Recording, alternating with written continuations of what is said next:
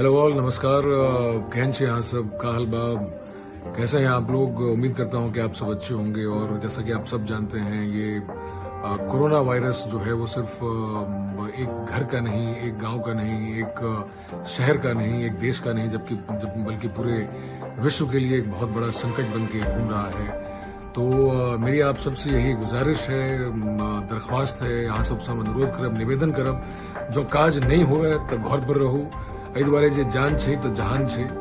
सब प्लानिंग जे छै से जते प्लानिंग जे केने हेते धरल के धरल रह गेली। ताहि दुआरे एखन के प्लानिंग यह हेबाक चाहिए जे घर पर रहू।